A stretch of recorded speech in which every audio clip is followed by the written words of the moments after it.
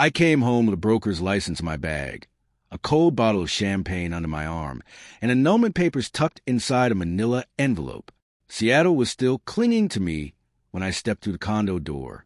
Rain had darkened the hem of my coat. My heels clicked once on the hardwood, then stopped. Owen was in the kitchen, exactly where I expected him to be, standing under the warm light with his sleeves rolled to his elbows, rinsing 2 plates even though I had texted him that I was celebrating downtown and would eat there. He looked over his shoulder and smiled the way he always did when I came home late. Calm, tired, familiar. "How'd it go?" he asked. I set the champagne on the counter between us. I passed. For a second, his whole face changed. Not surprise, relief, pride, something quieter than excitement, but deeper. He dried his hands with the dish towel and reached for the bottle. "Jenna," he said, almost laughing, "you did it." I watched him touch the gold foil at the neck like it meant something sacred. Maybe to him it did. Maybe he still believed this was our win. Mine on paper, ours in spirit. That had always been Owen's problem. He could carry a whole life on his back and still call it love. The condo smelled like garlic and rosemary. He had cooked anyway. A pan sat on the stove, covered. 2 candles burned low near the sink, their wax pooled and crooked through the windows. The city lights blurred behind streaks of rain. It should have looked romantic. It looked staged for an ending. He opened a cabinet for glasses. "I knew you'd pull it off. I told you that first night, remember?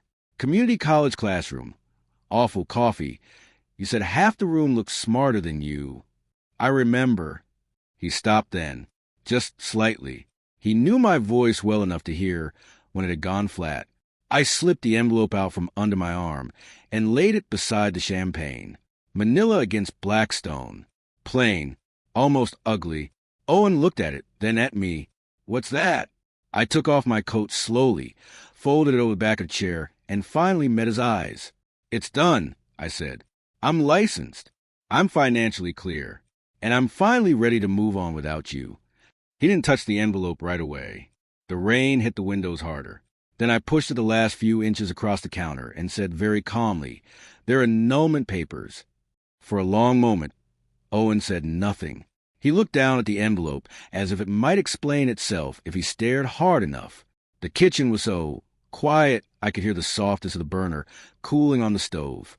One of the candles gave a weak pop and bent sideways in its own wax. "Annulment?" he asked. His voice was steady. Too steady. I leaned one hand against the counter. "It's the cleanest option." "That's not what I asked." I watched him then, really watched him. No shaking hands.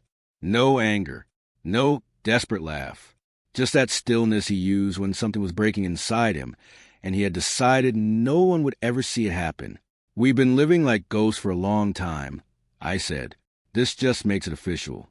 He gave a small nod, like he was filing the sentence away with 100 others he should have argued against and never did. Then he opened the envelope and pulled the papers out with careful fingers, making sure not to crease them. His eyes moved over the first page. Then the second. I had expected questions.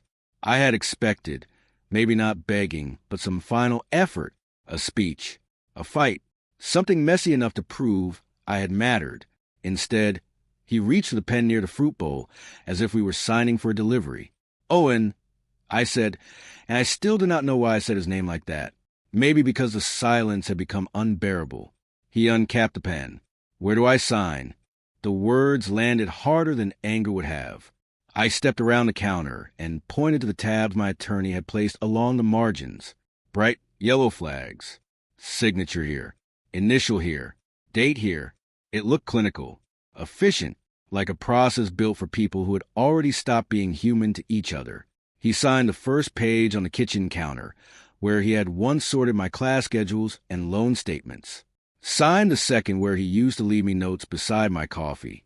Initialed the third under the pendant light we picked out together in a discount warehouse out of Tacoma when we still said things like forever without irony. When he finished, he set the pen down neatly. Then he reached into his coat pocket hanging by the door and placed the condo keys on the counter. 1 silver ring. Front door. Mailbox. Storage unit. Fob for the garage.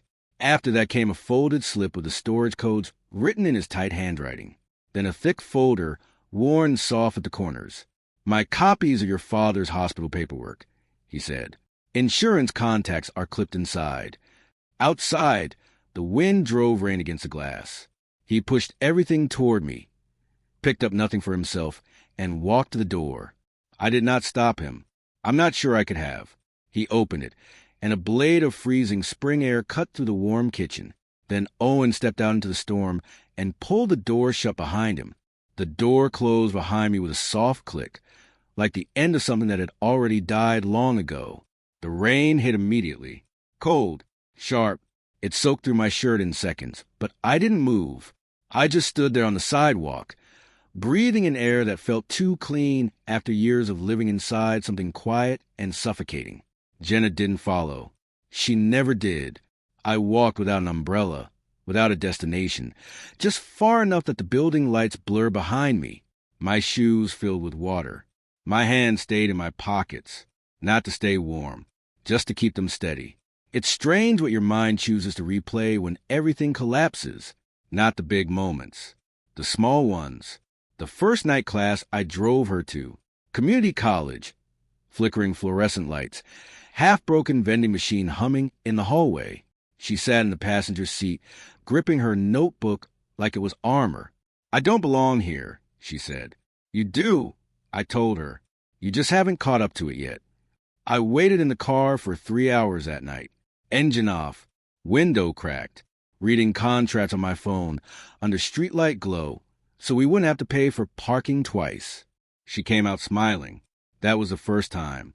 Then there were the months she couldn't cover her share of rent because tuition had gone up again. I picked up extra shifts. Quietly. No speeches. No negotiations. Just numbers in my head, moving things around so she wouldn't have to think about them. "I'll pay you back," she said once. "You already are," I told her.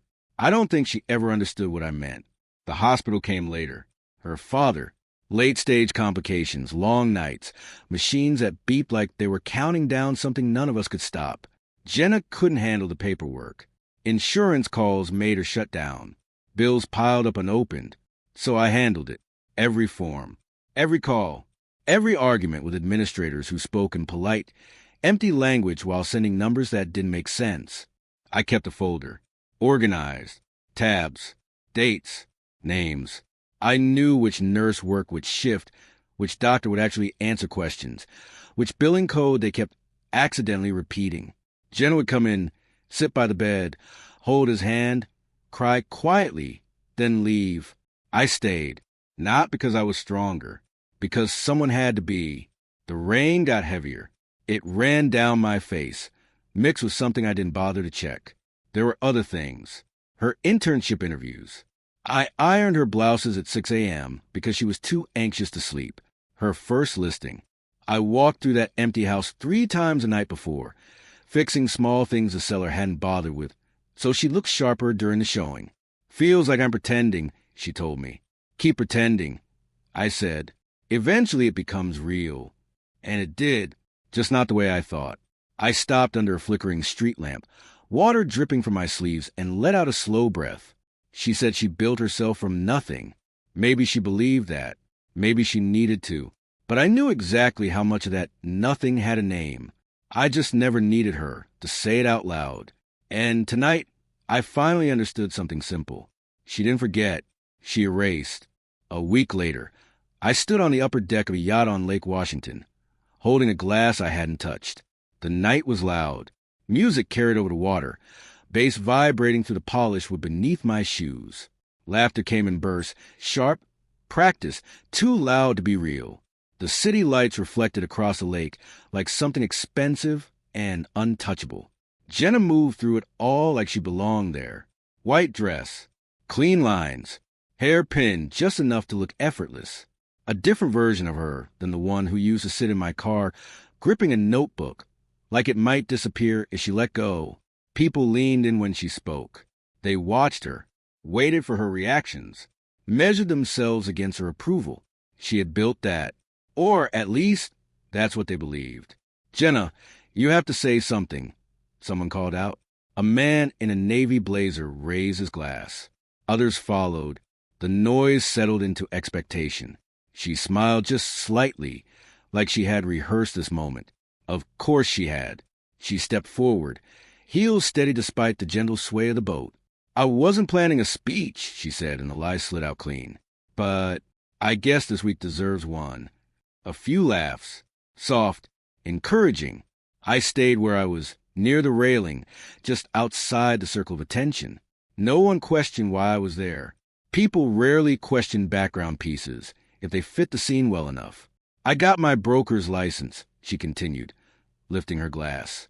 Which, for those of you who've been doing this longer than 5 minutes, I know it's just a step. More laughter.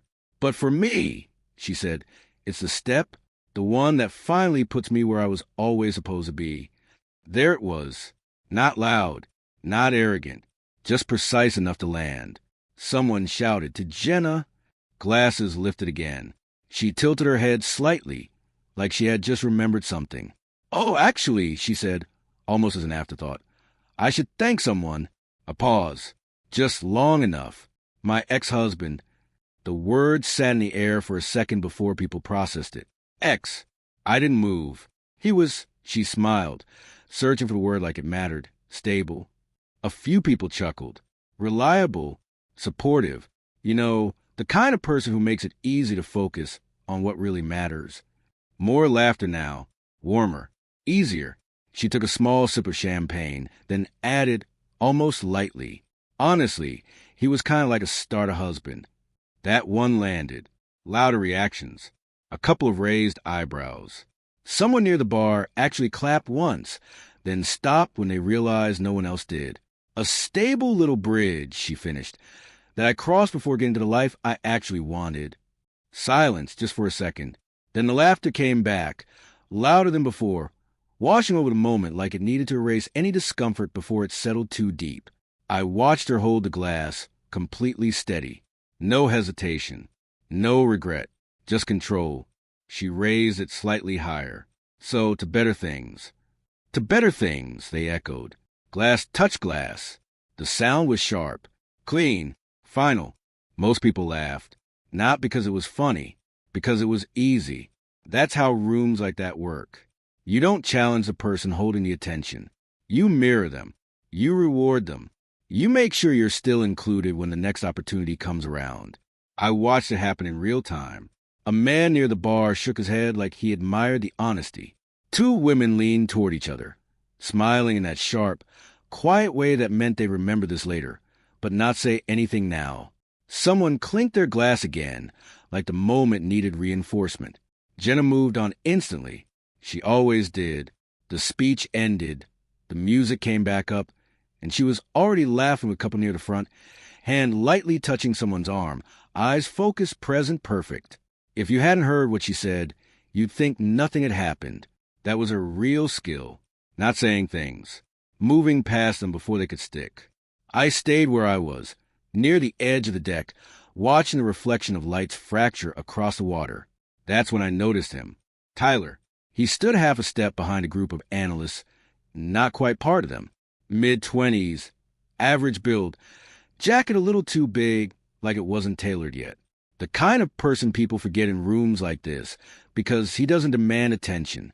I recognized him immediately. Winter, 2 years ago. He rented a room for me for 3 months when things fell apart for him. Job gone, lease broken, nowhere to land. Quiet guy. Paid on time when he could, apologized when he couldn't, fixed a loose cabinet door in the kitchen without being asked. We didn't talk much, but I remembered him, and he remembered me, not with a nod, not with a smile, just a brief look that lasted half a second longer than it should have, enough to confirm it. Then I saw what his hand was doing. His phone was angled low, almost lazy, like he was checking a message. But the lens was pointed exactly where Jenna had been standing minutes ago. Recording. Not obvious. Not careful enough to look suspicious. Just present. He stopped only after the laughter died down. Slipped the phone back into his pocket, like nothing important had happened. But something had. I could tell by the way he didn't rejoin the conversation around him. The way his eyes moved, not toward Jenna, but toward the exits.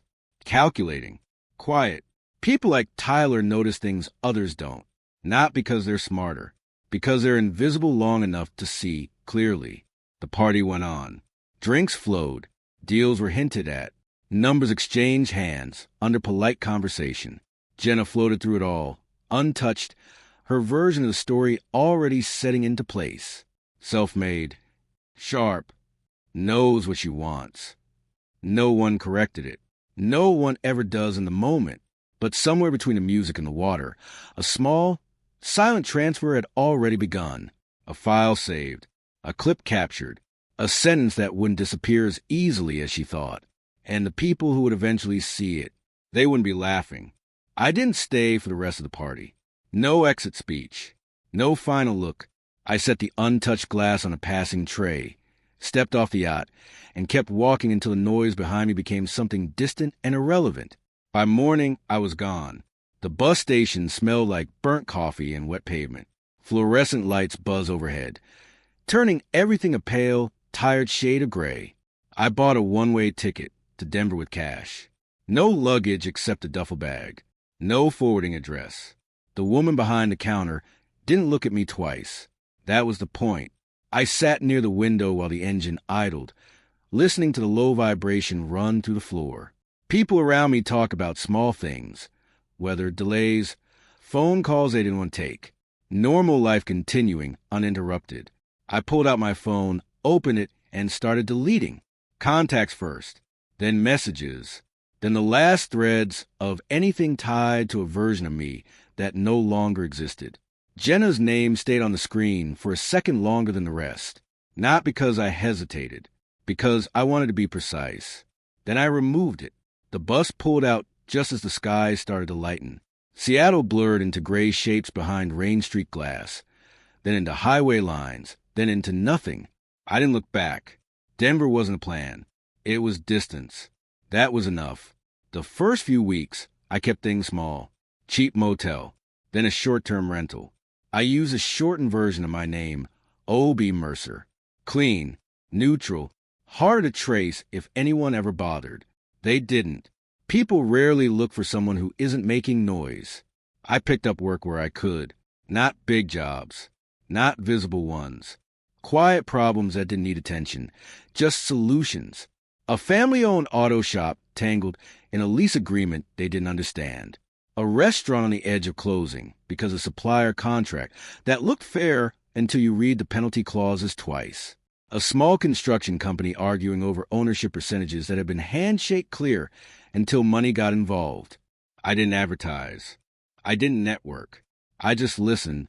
Then I pointed at the line in the contract that would eventually destroy them if they ignored it. Here, I'd say, this is where it breaks.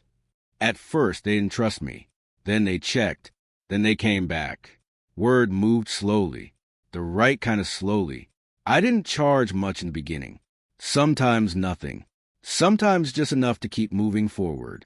What I asked for instead was small. A fraction. 0.5%. 1%. Something they didn't mind giving up because it didn't feel important yet. It always becomes important later. I kept everything documented. Clean. Signed. Quiet. No websites. No public profiles. No photos.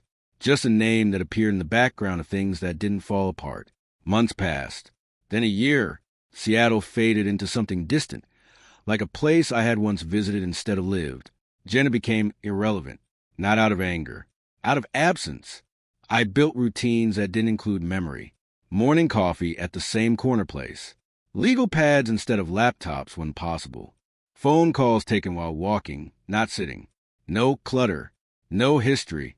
Just movement. People started introducing me differently. Not by what I did, by what I prevented. You should talk to Mercer before you sign anything. He sees things. He doesn't miss the traps. I never corrected them. I didn't need to, because the truth was simple. I wasn't building something new. I was using everything I had already learned. All the forms, all the negotiations, all the quiet systems that hold other people's lives together without ever being seen. I had done it for years. Just for someone else. Now I was doing it for myself. And this time, there was no one left to erase me. Time stopped feeling like something I measured. It became something I used. One favor turned into two. Two turned into introductions. Introductions turned into rooms I was never supposed to be in. Quiet offices, late-night calls, private meetings where people stopped pretending they understood what they had signed. I never chased any of it. That was the difference. Just take a look, they'd say, sliding a contract across a table polished enough to reflect their own tension back at them. I'd read it once, slow, then again, faster, not looking for what was written, looking for what was placed carefully enough to be ignored. This clause, I'd say, tapping the page lightly. It doesn't matter now. It matters later. That's when it takes everything. At first, they'd push back. It's standard. It's been reviewed. It's already signed. I'd nod. It is standard. I'd agree. That's why it works. Silence usually followed that. Then came the shift. Not trust, recognition.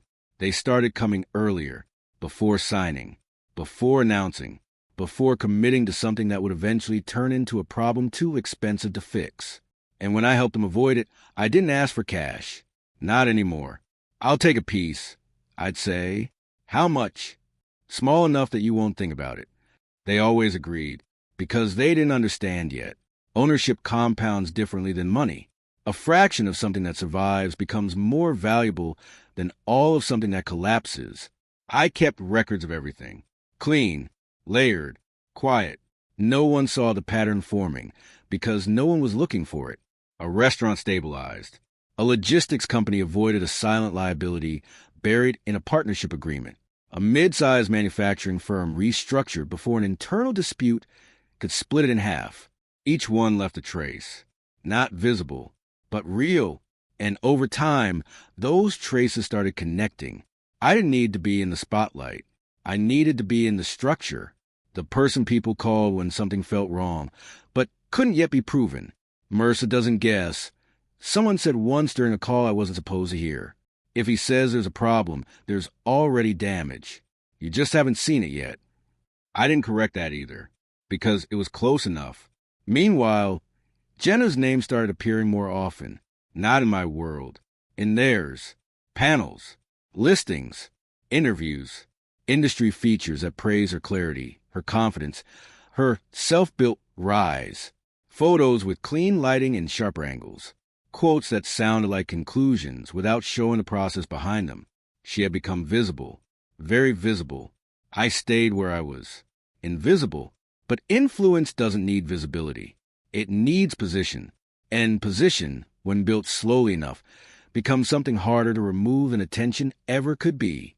Years passed like that, quietly, deliberately, until one day her name crossed into my world, not as a memory, but as a variable. The Phoenix deal looked perfect on paper. That's what they said. That's what I used to say. Boutique hotel chain. Historic desert property. Clean redevelopment narrative wrapped in preservation language, just convincing enough to pass public scrutiny. Investors lined up before the first formal presentation. Media interest already circling. And Jenna was leading it. Her name sat at the top of the briefing file that landed on my desk late on a Thursday afternoon. Clean font. Confident placement. Exactly where she always wanted it to be. I read it once. Then again. The structure was polished. Too polished. Every angle accounted for. Every objection anticipated. At least the obvious ones. Which is where most people stop. I didn't. I turned to the opposition filings. That's where things got interesting. Because someone on the other side wasn't just reacting. They were predicting. Objection patterns lined up too cleanly. Timing was precise. Not fast. Fast is emotional. This was controlled. Measured.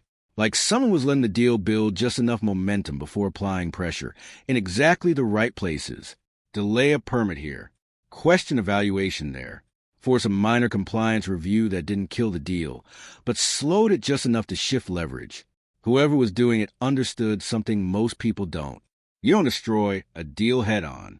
You let it weaken itself. Jenna responded the way high-visibility professionals always do. Confident statements. Public reassurance. Internal pressure. Push it through. Stabilize the narrative. Don't let this stall. I could almost hear her voice without hearing it. The file included internal correspondence. Not all of it, just enough. Her tone was sharp, controlled, impatient with anything that didn't move at her speed. This isn't complicated. Handle it. Why is it still open? That last one repeated more than once, because it wasn't closing. Every time they adjusted, the opposition adjusted faster. Every time they reinforced a position, something small shifted underneath it. Nothing catastrophic. Not yet, but the foundation was starting to breathe. That's the word for it. A deal that should have been solid was beginning to move in ways it wasn't supposed to. I flipped to the advisory notes attached to the opposing side. That's where the name appeared. Not bold, not highlighted. Just a line in the lower section of the document most people wouldn't read twice. Advisory Review, O.B. Mercer. No title, no firm branding, just the name. Mine. I leaned back in the chair and let the silence settle. So this is how it intersects, I thought. Not dramatic, not personal, structural. She was building something she believed she controlled, and I was already inside it, not attacking, not announcing, just adjusting pressure. The same way I always had. The same way she never noticed until it was too late. I closed the file and made one small note in the margin, escalation window approaching. Then I set it aside, because the deal wasn't broken yet. It was just starting to rot. And Jenna, she still thought she was winning. It took her 3 weeks to say my name out loud. Not to me, in a conference room. Glass walls, afternoon light, 4 people seated, 1 standing. Jenna, file open, voice controlled, but thinner than before. O.B. Mercer, she said. Who is he?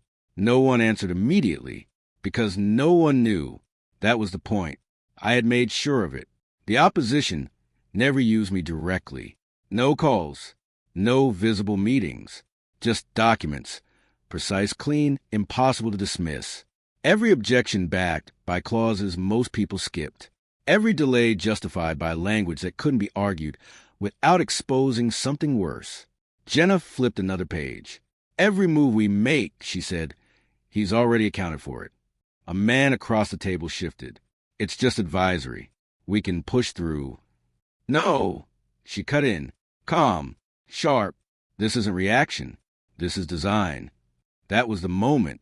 The exact second she stopped treating it like resistance and started recognizing it as control. She requested a background check. It came back empty. Of course it did. No public profile. No firm listing. No history tied cleanly enough to matter. Just fragments, consulting mentions, indirect references, ownership traces buried under entities no one bothered to connect unless they were already looking too closely. But Jenna didn't stop. She pushed harder, pulled internal communications, cross-reference signatures, timeline overlaps, small things most people ignore because they don't look important alone. Patterns only exist if you're willing to sit with them long enough. Eventually, she found it, not a full picture, just enough. Owen Blake, a name buried in old records tied to early property filings years ago, supporting documents, administrative handling. Nothing impressive, nothing visible, but the timeline matched. Too cleanly, too precisely. She stared at the screen longer than she should have. I know that look. I've seen it before. It's the moment when certainty starts breaking, but pride won't let you admit it yet. She said it anyway, quietly, to herself more than anyone else. Owen? No one in the room reacted. The name meant nothing to them. To her, it meant everything she had already decided didn't matter. That's when the second part landed. Not from me, never directly, from inside her own firm. An internal review request triggered by external reputational concerns. Attached files. 1 video. 1 thread. The yacht. Her voice. Clear, sharp, unmistakable. Starter husband. Laughter in the background. Her tone light, casual, precise. Arrogant. Then the messages. Private. Internal. Not meant for anyone outside her circle. Dismissive comments about clients. Shortcuts justified. Confidence framed as certainty when it should have been caution. Nothing illegal. That's the key. Just enough to raise a different kind of question. Judgment. Professional liability isn't always about breaking rules. Sometimes it's about proving you don't understand consequences. The timing was exact, because it had to be, right when the deal started slipping, right when resistance became visible, right when her authority mattered most. Doubt entered the room before she did. Colleagues stopped backing her as aggressively. Investors started asking slower questions. Legal teams rechecked assumptions they had already approved. Not panic, not collapse, just hesitation. And hesitation is enough. Jenna tried to stabilize it. Of course she did. More meetings, stronger tone, more pressure. But control doesn't return once it's questioned.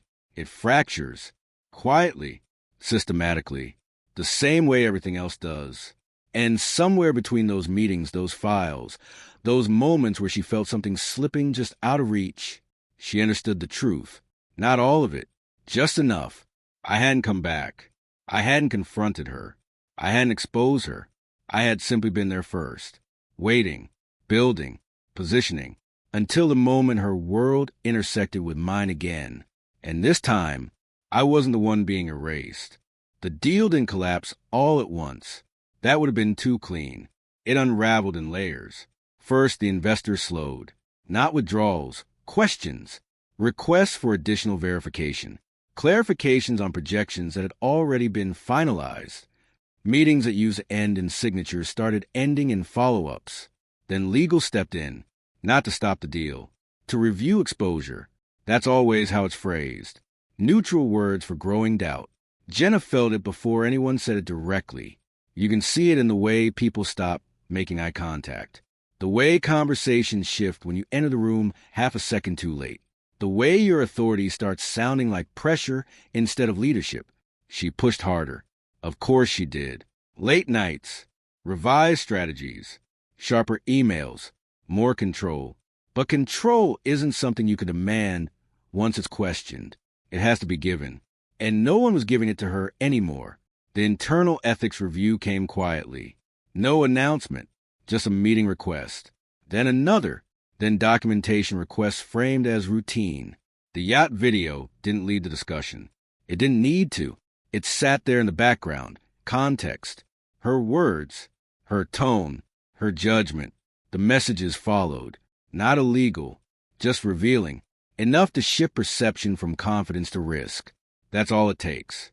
She lost the Phoenix deal on a Tuesday morning, not in a dramatic vote, not in a confrontation, in a controlled transfer, reassignment of leadership pending review. That was the phrase. Clean, professional, final. She sat in that room while someone else, someone quieter, safer, less visible, was given control of what she had built her reputation on. No one looked at her directly, not because they were afraid, because they were already moving on. That's how it works. You don't fall when people attack you. You fall when they stop needing you. The review didn't end there. It expanded. Past behavior, communication patterns, decision-making. Her name started carrying weight again, but not the kind she wanted. Weeks later, she was sitting alone in the same condo. The candles were gone. The kitchen was clean. Too clean. The kind of clean that doesn't come from care, from absence. A knock came in the early afternoon. Sharp, professional. She opened the door to a courier. No conversation. Just a clipboard, a signature, an envelope, manila. She knew what it was before she opened it. Of course she did. Inside, annulment papers. Not new. The same ones. Her signature already there. Owen Blake. Her handwriting. Her decision. Returned. There was one addition. A small piece of paper, clipped to the front. Handwritten. Precise. Controlled. No emotion in the lines. Just the truth. Bridges remember who burned them. She stood there for a long time, holding it. No audience. No room to control. No one to perform for. Just silence. And for the first time, nothing left to rewrite.